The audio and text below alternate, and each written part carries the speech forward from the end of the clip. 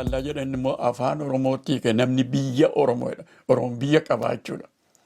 Nama biyya Oromootu hiike jedhu biyya qaba Oromooni afaanis qaba jechuudha. Kan hiike Oneesimoos nama biyya Oromooti jedha. Kunis akkuma sana jedha jechuudha. Oneesimoos Nasiib nama biyya Oromootu afaan Oromootti hiikeedha.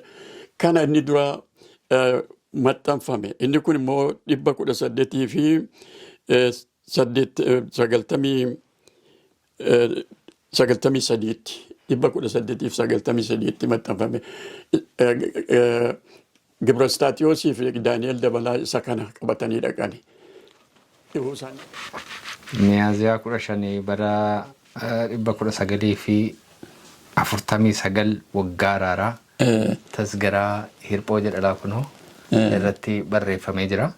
Bara sanaa kaasee harka keessan keessa jira jechuudha. Bara sanaa kaasee kuni amma gara waggaa 70 sin harka 71 sin harkatti lakkoofsa. Waan tokko keessa kan hin galleedha. Afaan asitti keessatti caafame keessatti afaan Ormaa, afaan Arabaa sin argitu, afaan Amaaraa sin argitu, afaan Ormaa biyya alaa kan warra Awurooppaa sin argitu, afaan Oromoo akkasitti qopheesse. Ergasii booddeetii egaaniin wanta garaagaraa wanta Oromoon qabu, mammaassa Oromoon qabu, jecha Oromoon qabu, weedduu Oromoon qabu, weedduu jaalalaas taanaan dhibboo Oromoon qabu.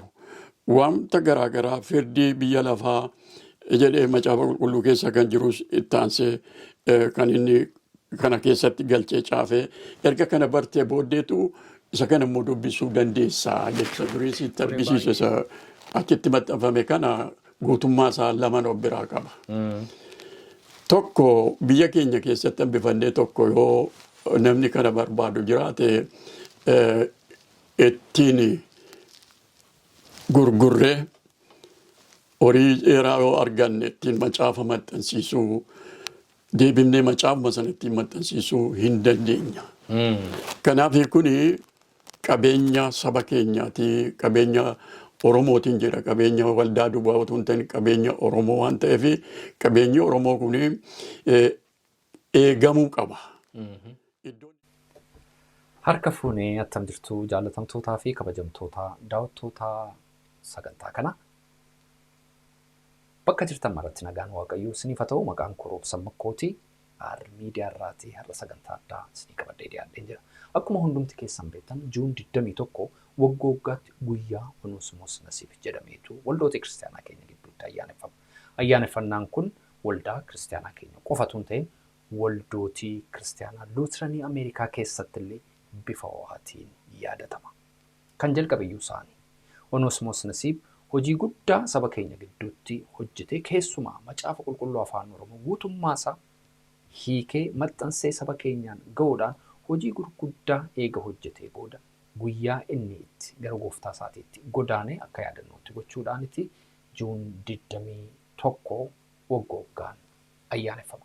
Keessumaa waldaan macaafa qulqulluu Oromoo eega dhaabbatee as guyyaan kun hojii Oneesimoos Nasiib saba keenya keessatti jalqabe amaanaan nutti kenne, galfatan nutti kenne, fiixaan baasuudhaaf yeroo itti waldaan kiristaanaa amantootni keenya waadaa isaanii haareffatan ta'eetu ilaalamee kabajamaa jira.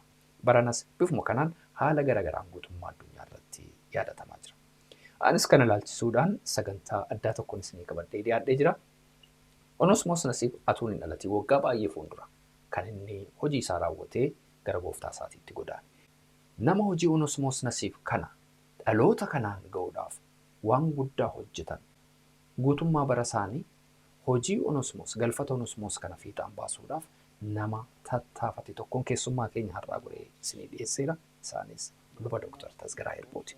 Akka baay'een keessan beektan lubi Dr. Tasgaraa Hirphoo bara 1974tti hiikaa macaafa qulqulluu Saaraa eega Oneesimoos Nasiib macaafa qulqulluu hiike waggaa 75 booda tuuta macaafa qulqulluu hiikanii wajjin ta'uudhaan hiika Saaraa irratti kan hojjetan akkasumas immoo bara 1996 guutummaa macaafa qulqulluu kana afaan dhalootni kun hubatu qubeetti jijjiiruudhaan akka sabni kun dhalootni kun dubbifatu nama godhanidha. Har'as bara dulluma isaanii keessa waan guddaa hojjetaa jiru.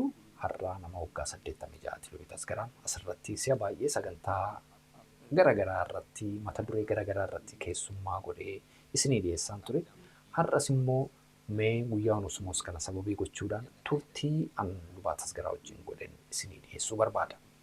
As lafan jiraadhu magaalaa Oslootii gara bakka jireenyaa Lubaa Tasgaraa Hirphoo biyya Jarmanitti imaluudhaan bakka jireenya isaanii mandaraa xinnittii mandaraa Hermansborg keessatti Lubaa Tasgaraa mana macaafaa isaanii keessatti argadhe.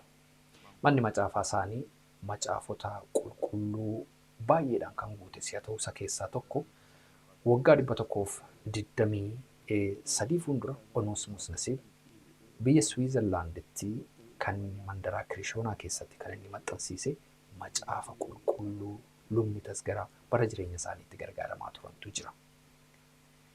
Akka Lubni Tasgaraa natti manitti macaafotni akkasii gatii guddaa qabu. Qabeenya guddaadha. Qabeenyummaan isaanii immoo kan nama tokko kan nama lamaatu hin ta'in kan saba keenyaati jedhanii natti himan. Waa'ee kanaa duwwaa miti waa'ee waan baay'ee taphanna Lubaa Tasgaraa wajjin naa wajjiniin turaan isiniin jedha.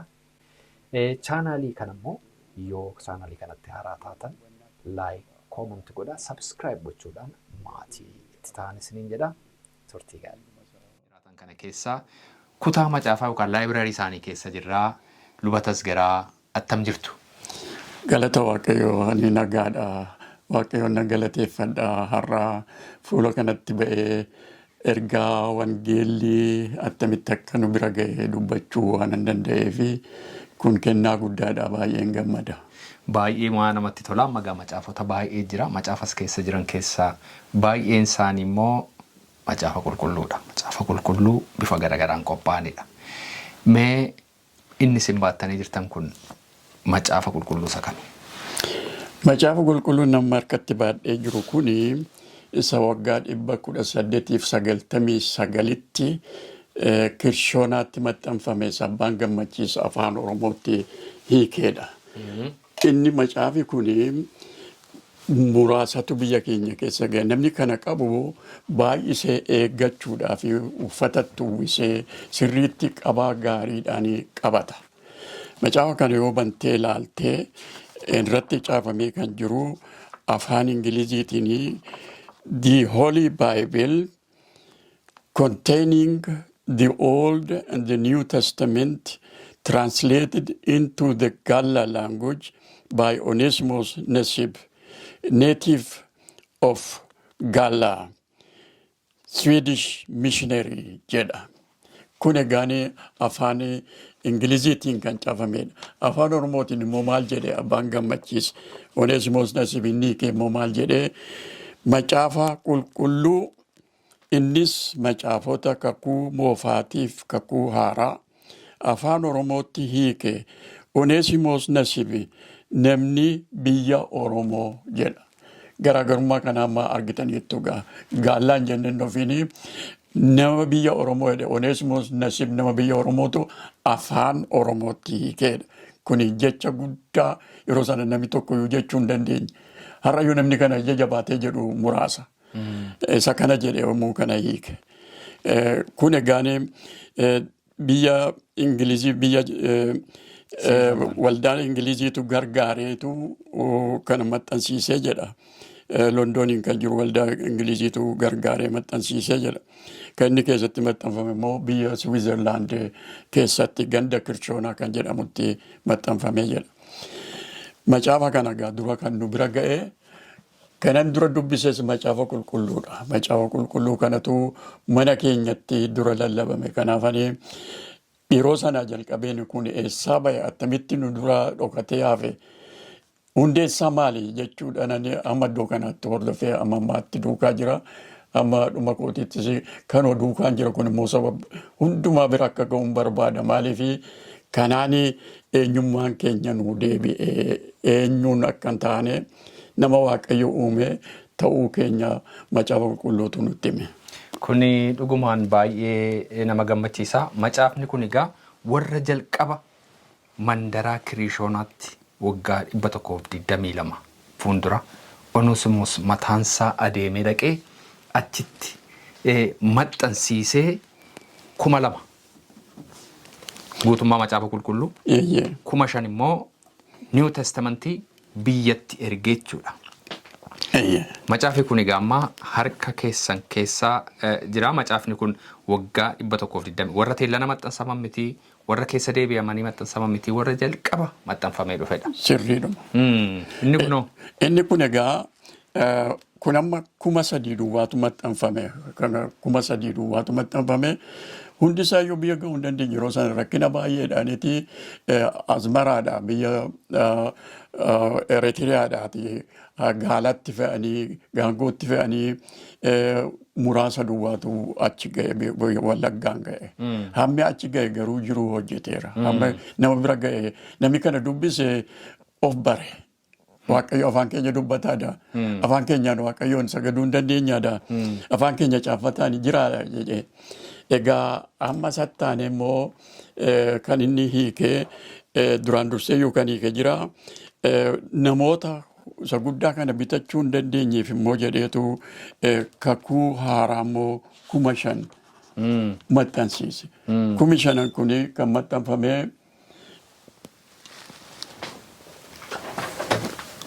iddoodhuma sanatti The New Testament of our Lord Jesus Christ translated into the Galla language akkuma sana by Onesimus Nasib, native of Galla, Swedish missionary jedha. Egaa amma kan irratti kanatti argitu inni abbaan gammachiis jedhuuf akkuma sana inni isaan afaan Gaallaa jedhan immoo afaan Oromootti hiike namni biyya Oromoodha. Oromoon biyya qaba jechuudha. Nama biyya Oromootu hiike jedhu biyya qaba Oromooni afaanis qaba jechuudha. Kana kunoo kun immoo 5,000 duwwaatu maxxanfame. Kana kan nama bira ga'e aniyyuu kanaanan hojjechaa ture lama maqaan koollee irra jira. Akkuma argitu kana. Miyaziyaa 15 bara 1949 waggaa araaraa tasgaraa hirphoo jedha kunoo irratti barreeffamee jira. Bara sanaa kaasee harka keessan keessa jira jechuudha. Bara sanaa kaasee. Amma gara waggaa 70 sin harka 71 sin harkatti lafa. Eeyyee. Ilaa amma kana ulaaltu baadhee yommuu na deemu yommuu shaayee faa danfisee achi keessa kaa'u kan irratti dhangala'ee arguu dandeessa. Hin mul'ata kunoo. Eeyyee. Kanaanan biyya keessa deemaa ture. Isa guddaa kana baatanii deemuun rakkoo waan ta'eefanii isa kana qabadheetanii biyya keessa deemee hojjechaa yommuu ture kanaanan hojjechaa ture gaa. Amma gaa isa durayyuu kan maxxanfame biyya Qulluutti yeroo sana biyya Eertiraa yoo jedhamu kan maxxanfame immoo jira. Inni kun immoo kakuu haaraa qulqulluu wangeela gooftaa keenyaatiif fayyisaa keenya Yesuus Kiristoos macaafota ergamoota isaas afaan Oromootti kan hiike Oneesimoos nama biyya Oromootii jedha. Kunis akkuma sana jedha jechuun Oneesimoos Nasib nama biyya Oromootu afaan Oromootti hiikeedha. Kana inni dura maxxanfame. Inni kun immoo 1800 fi 93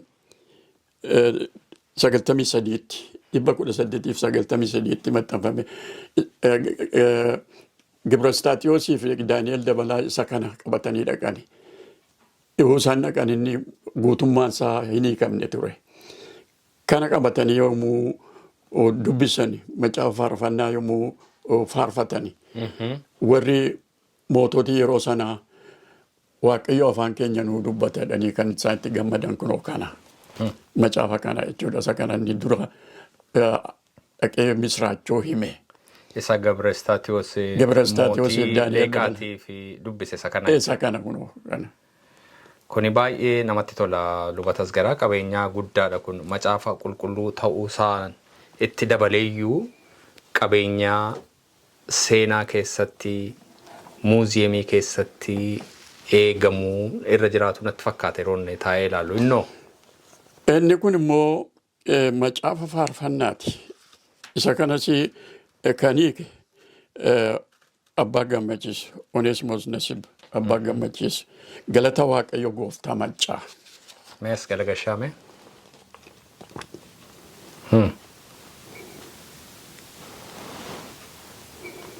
Macaafa galata waaqayyoo isa jalqabaa Unosmos fa'aa barreessan sana jechuudha. Afaan Oromootti hiike afaan garaa irraa kan dhufee faarfannaan kan Sweedinitti faarfatamus jira.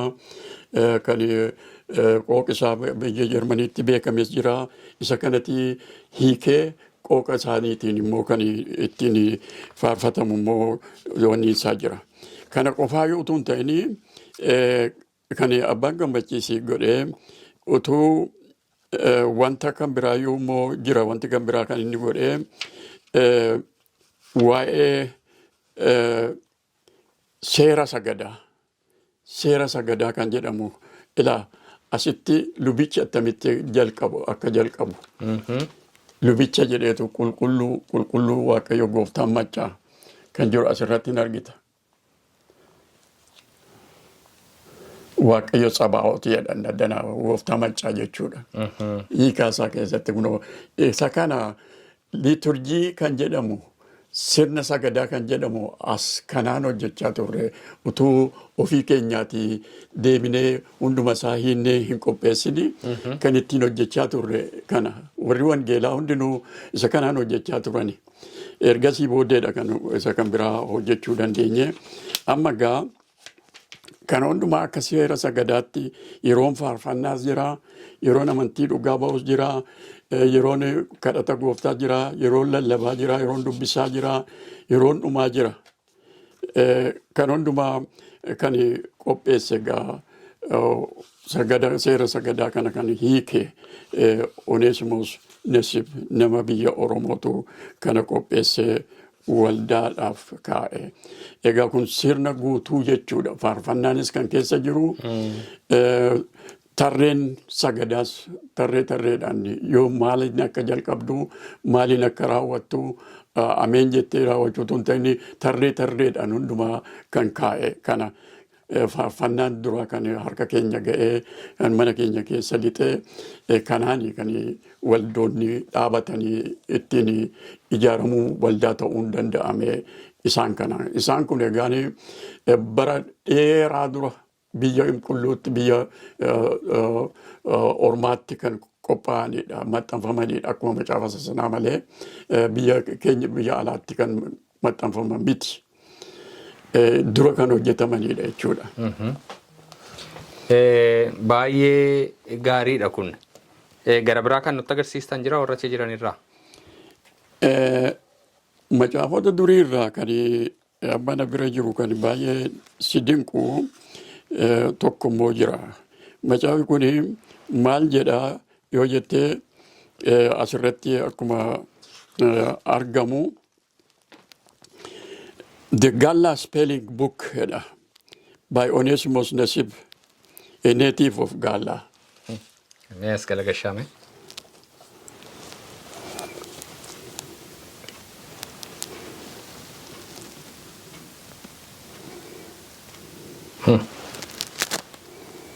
Maal of keessaa qaba kun?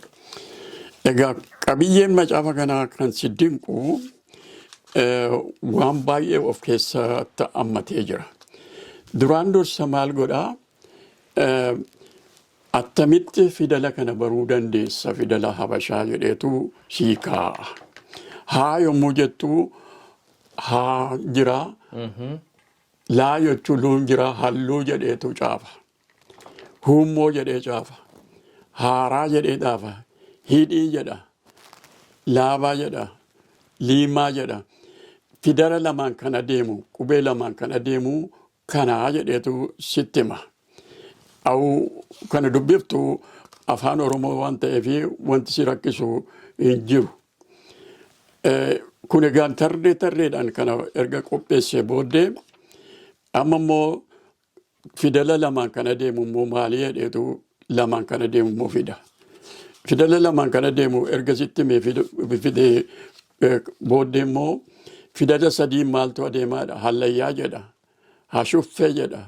Huursee jedha. Habuucaa jedha. Hidhatee jedha. Kana kan jedhu fidala sadiin jechuudha. Fidela sadiin caafama kun jechuudha. Inni kaan fidela lamaan inni duraa.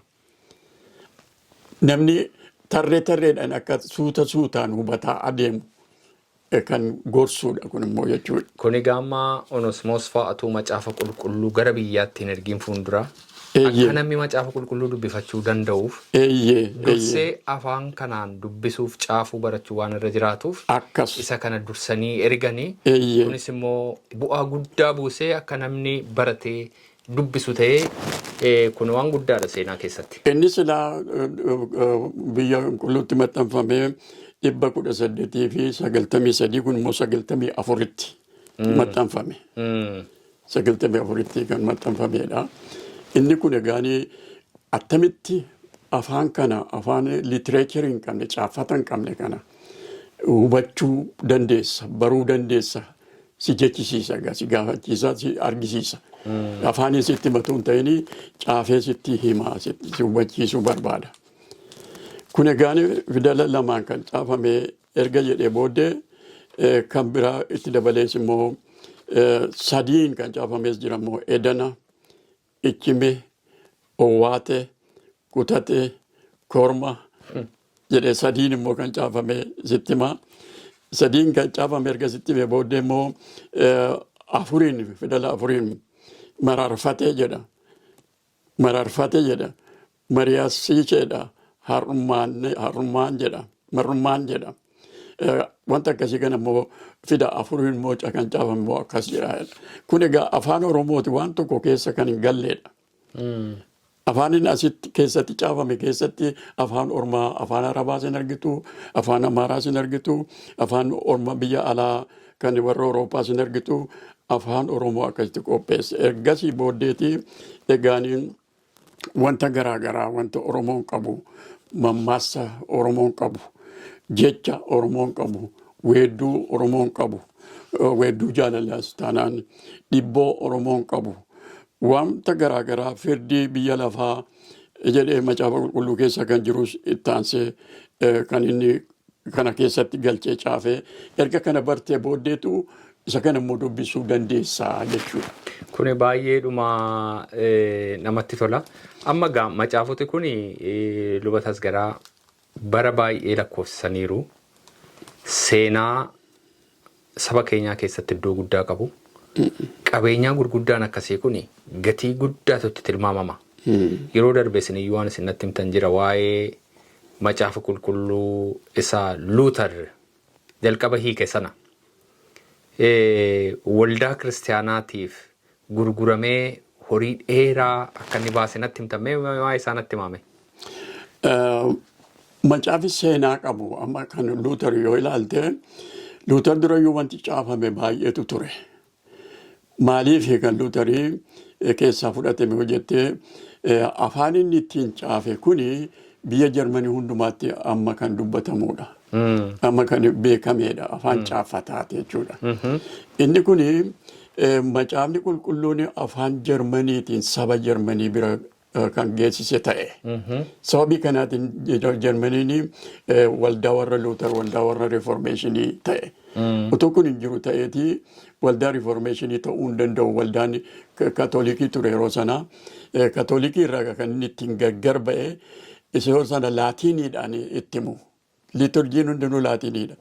Namni bare hundinuu laatiiniidha. Isaan immoo warra beektota malee namni hundinuu laatiinii hin beeku. Kanaaf Luuterii macaafni qulqulluun kan saba hundumaati. Wangeelli kan saba hundumaa waan ta'eef afaan sabni kun dubbatuun hiikamuutu ta'a jedhee caafe. Inni Luuter hojjete kun hin faca'e biyya Jarmanii hundumaa erga ga'ee biyya Iskaandineeviyaas hundumaan ga'ee yaadni kun Reformeeshiniin achirraa ka'e jechuudha.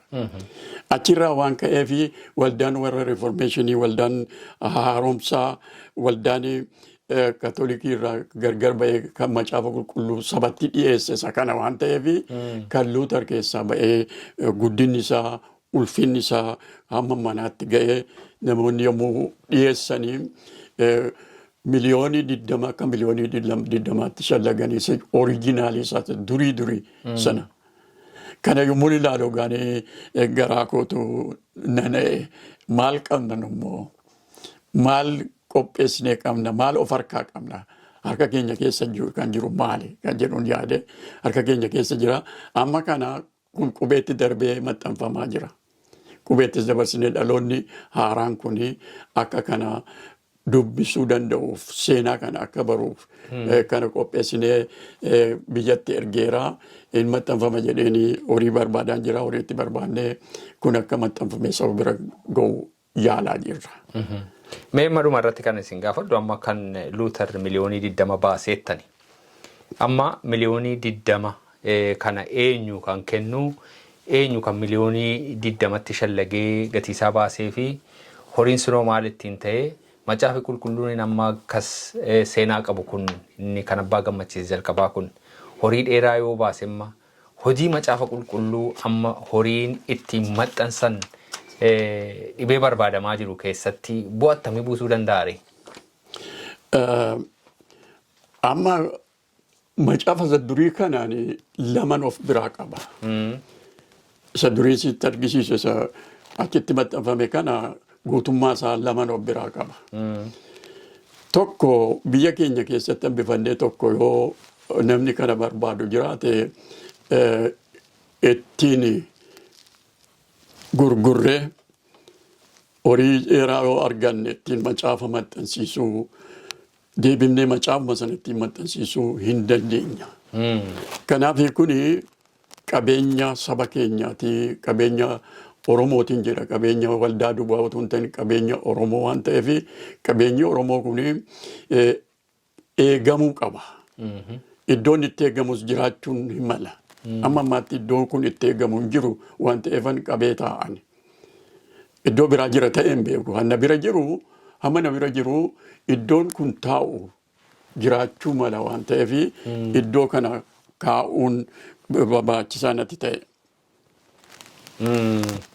Amma eessa kaa'uu danda'u macaafa kana macaafota kana attamitti qabuu danda'u amma gaa isin akka nam tokkeetti bara dheeraadhaaf qabeenya guddaa kana of harka keessaniittu amma gaaf tokko yoo isin hin jirtan ta'e kun maal ta'a eessa ta'a eenyutu kunuunsa akkasin amma qabdan kanatti lubatas gara.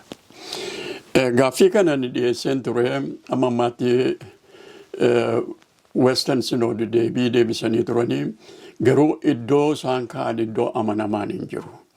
Amannaa iddoo tokko dhattee Louis Harms Hostelii keessa namni hin geddarama. Hojiinis hin geddarama. Iddoon kun taa'u iddoo beekamaa iddoo caaffanni kunis caaffata lakkoofsaan taa'u. Oriijinaalii isaa tokko kan diddiiramne jalqabisaa kun akkan diddiiramne eegumsa ga'u kan qabu ta'uutu irra jira kana gochuu malu silaa waldaadha. Amma gaa yaadumatu jira malee waldaan amma jiru kuni waldaan macaafa qulqulluu kuni tarii wanta akkasii kana irratti akka yaada qabu nan beeka. Yaadi kun attamitti jiru akka oolu yeroo dheeraa fudhata maaliif waldaan kun dhiyoo dhaabate waan ta'eef waldaan dhiyoo dhaabate kun wanta hundumaa ammuma jedhee amma hojjechuu hin danda'u garuu yaada gaarii qaba. Wanta qabeenya nutti darbe kana dhaloota dhufuutti dabarsuun nurra jira eeguun nurra jira tissuun nurra jira kan jedhamu yaada akkasii of keessaa qabu waan ta'eef hin hojjetama jedhee yaada. Ammaaf garuu as jiraachuun isaa beekamuun barbaachisaadha. As na bira jira yoon hin jiru ta'eyyuu kuni kan koomiti kan waldaati kan saba Oromooti. Hamma kana tarree galchinee waraqata irratti caafnee kaa'uu hin dandeenya. Namni tokko waan kootiidha akka fudhannee fi qabeenya Oromoo waan ta'eef. Egaa abbaan gammachiisii fi Asteer Gannoo kan isaan godhan egaa waan baay'eetu jira. Amma Bible stories kan jedhamus amma afaan Oromootti kan hiikamee maxxanfame iyyuu qubeedhaan kan maxxanfame jira. Inni kun Dr. Barthes kan jedhamutu Bible stories jedhee caafe.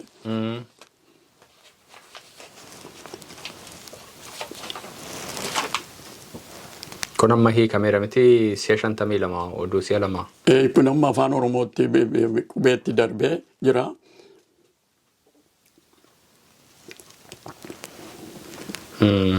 maxxanfameeras.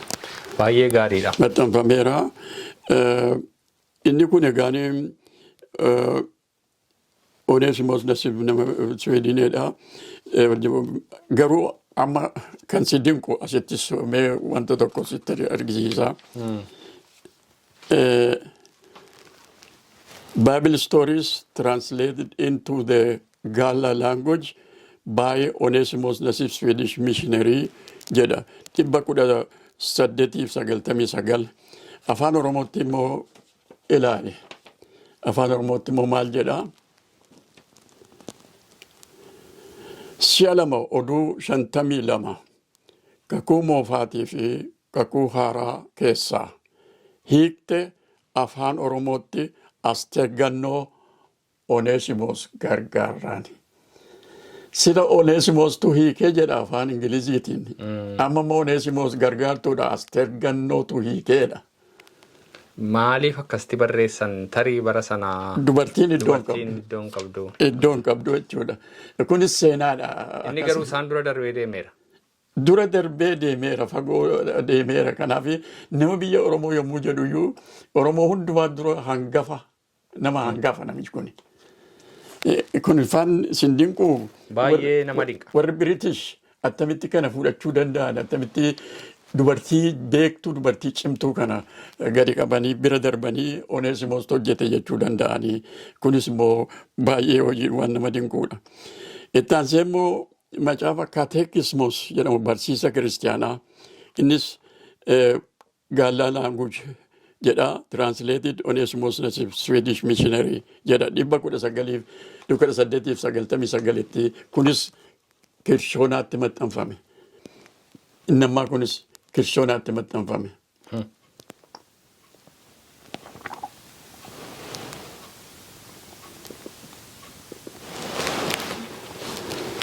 Isa kana dura kan nuyi arganne macaafonni nuyi ittiin waa baruu dandeenye, waa hubachuu dandeenye. Abboommi kurnan duwwaatu hin macaafa qulqulluu keessa kan jiru guutummaatti qabiyyee isaa hundumaa kan of keessaa qabu. Macaafa akkasii kana argachuun baay'ee barbaachisaa waan ta'eef isa kanaan kan namoonni yommuu amantii cimsatanii baran sammuudhaan baru. Yommuu amantii cimsadhan kana sammuudhaan hunduma isaa mataatti dhaabadhee waldaa keessa dhaabadheen itti abboommi duraa maal jedha, abboommi lammaffaa maal, abboommi tokko tokkoon hime. Inni kun amma qubeetti dabarsee qubeedhaan maxxanfameera.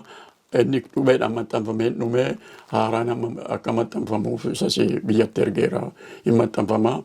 Macaafni faarfannaas akkasuma hin maxxanfama. Innis qubeetti darbee hundumtuu qophaa'aa jira. Egaa qubeetti kan darban kun hin kaa'amu. Inni duraan dursa qophaa'e kun seenaa waan qabuuf iddoo inni kaa'amu kanarratti amma kanuma hojjechuun dura jiru.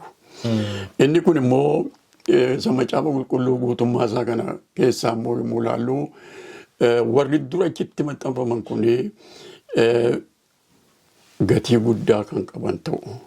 Gatii guddaa kan qaban waan ta'eef eegumsa ga'aa qabaachuu qabu jedheen yaada. Lubatas garaa guddaan isin galateeffadha. Asii mana macaafaa keessan keessatti, mana dubbisaa keessan keessatti yeroo gaarii dabarsineef, turtii waliin gooneef guddaan isin galateeffadha. Anis baay'een gammadaa asitti argamtee iddoon an jiraadhu kana ilaaltee macaafota kanas ilaaluu keetii fi baay'een gammadaa. Gara fuulduraattis itti fufna jiruu baay'eetu jira fuula keenya dura. Baay'een gammadaa hojii kanatti dammaquu keetiif. Guddaa galatooma. Egaa jaallatamtootaa fi kabajamtoota daawwattoota keenyaas magaalaa Hermansburg keessatti lubatas garaa wajjin turtiin goone kanuma duwwaa miti. Yeroo biraa immoo qophii biraadhaan wal agarra. Nagaa Waaqayyootiin nu tura.